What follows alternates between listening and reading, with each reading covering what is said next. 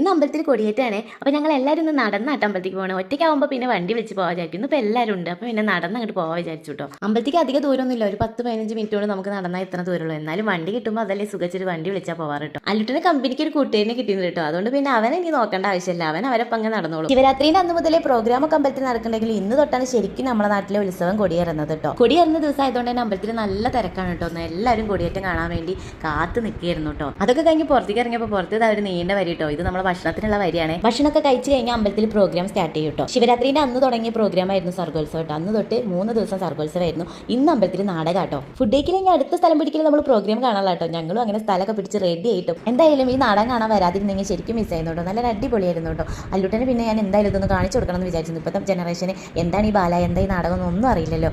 നൃത്ത സംഗീത നാടകം കർണൻ.